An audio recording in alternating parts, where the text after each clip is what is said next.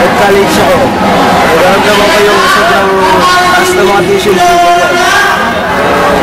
Mantang na rin ako sa pag-improve sa pag-aaral dahil sa kasi patuloy taon-taon nagkakaroon ng pagtaas ng tuition fee. Tapos naisip ko, bakit ganon? Bakit kailangan maging ganon? Nakilala ko yung LFS, so, minulat nila ako para malaman na ganito. Hindi tayo nagtataas yung tuition fee tapos taon-taon. Kasi merong krisis na commercialization, hindi yan. Tapos nalik na yun hanggang sa ngayon. Dumarami yung krisis at lahat to, nakaka-apekto sa mga kabataan. Ngayon. Bakit niyo po gusto maging aktivista? Meron ka bang nais makuha? Ano po yan? Actually, gusto ko maging aktivista. Hindi lang siya dahil gusto. Hindi kailangan lahat ng sambayanan wala kailangan maging aktivista. Dahil lang natin lahat tunay na kalayaan. Sa ngayon, wala naman tayo sinasabi na wala tayong kalayaan ng bansa natin. Pero kung titingnan natin, yung imperialismo ng US, maraming patuloy pa rin sumasakot sa atin. Kaya, yun yung nais natin mga atin, yung tinatawag natin pambansang demokrasya. Malaya mula sa imperialismo at malaya mula sa pagkasamantala. Yung mga may lupa at sa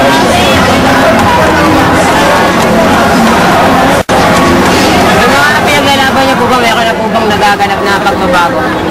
Marami na nagaganap na pagbabago. Pero dahil ay kibaka naman ng mga mga, hindi naman ito mabilisan ngayon mag-arami tayo bukas na din.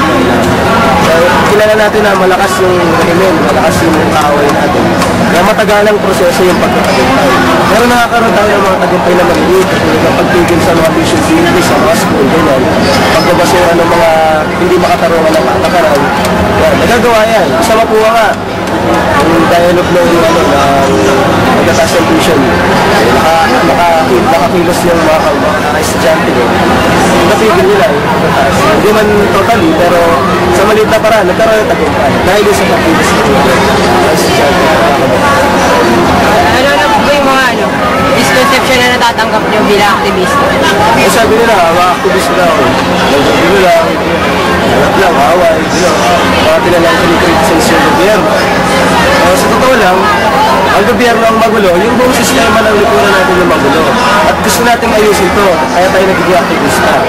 Para maayos yung mga bagay-bagay, hindi maiiwasan na magkaroon talaga ng gulo. Dahil panggalingan niya ng mga interest ng bawat isa. Kung interest ni Gloria ay magtagal sa pwesto, at ang interest natin mga kabataan, libreng edukasyon at malayang sambayanan, magkakaroon talaga yun ng gulo dahil magkakaaway. Ay hindi lang nanggugulo ang mga aktivista, kasi ginagamit natin paraan yung lahat natin kaya para magmakamit natin yung gusto natin. Ang gulo, nagmumula yan sa gobyerno. Ano po ba, yung po ba kaalin na ginagawa natin para sa po ba? ginagawa itong mga radyo. Ang lahat ng layunin nito ay mapatalsik si Gloria Arroyo. Ay, sa tumitinding krisis ngayon sa bansa natin, ang edukasyon, imbis na maging pribilehiyo, karapatan, nagiging ano na lang siya, negosyo na lang. Sino na lang yung may pera, sino na lang yung makakakamit. At mali yun, at nagpapahit.